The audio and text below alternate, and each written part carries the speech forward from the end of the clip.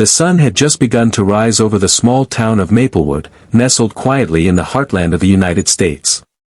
It was the kind of place where neighbors waved to each other on porches, where time felt slower, and where everyone thought they knew everyone.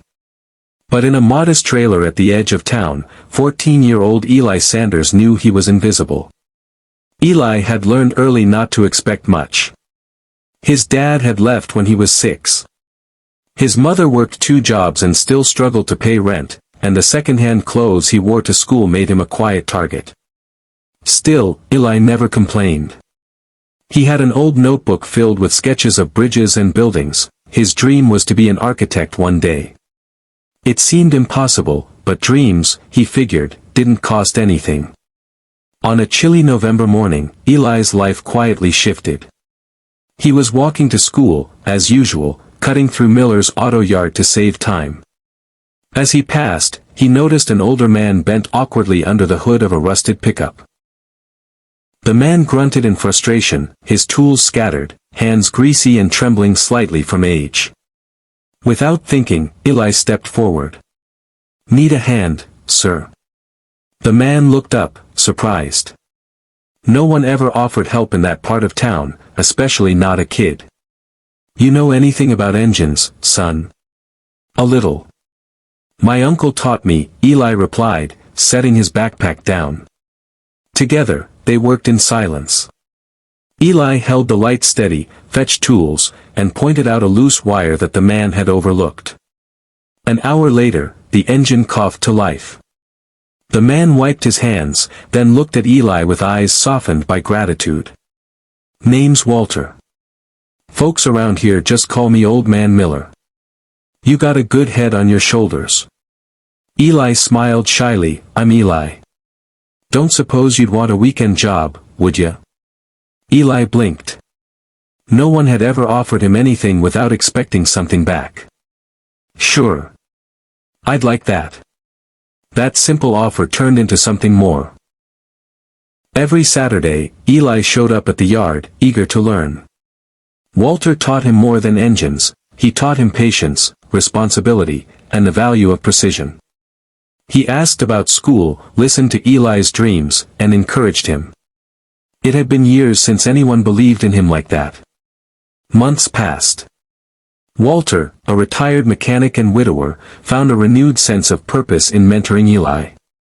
The boy's quiet determination reminded him of his own son, who had died in Afghanistan a decade earlier.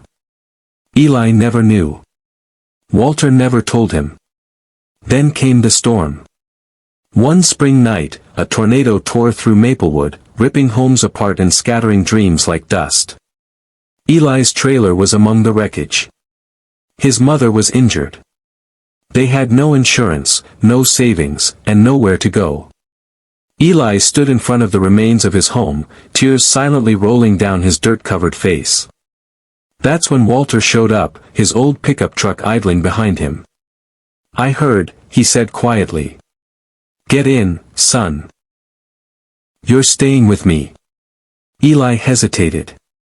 "I can't. You already helped me more than you'll ever know. It's my turn now." The next few months were hard, but Eli never gave up. He worked harder than ever, studying late into the night while helping Walter fix cars during the day. When college application season arrived, he didn't think he stood a chance.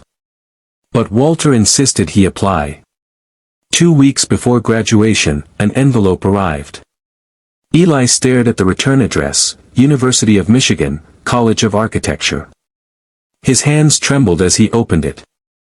He'd been accepted. With a full scholarship. Eli broke down in tears. Walter watched quietly from the porch, pride swelling in his chest. "I didn't think people like me got second chances," Eli whispered. Walter smiled. "Sometimes, all it takes is one person who sees you." Years passed. Eli went on to become an award-winning architect, known for designing schools and community centers in underprivileged areas. He never forgot where he came from. At the heart of every project, he etched a tiny symbol, a gear and a bridge, his tribute to Walter. And on the grand opening of a new youth center in Maplewood, He stood at the podium, tears in his eyes, speaking to a crowd that now knew his name. I was just a kid with a backpack full of dreams. All it took was one man, one small act of kindness, to change everything. He didn't just fix engines, he helped build my future. As he stepped down, he touched the bronze plaque by the front door. In memory of Walter Miller, who saw potential where no one else did. The crowd stood in silence, then erupted into applause. Sometimes, simple help doesn't just mend a moment, it reshapes a life. And that was the help that changed everything.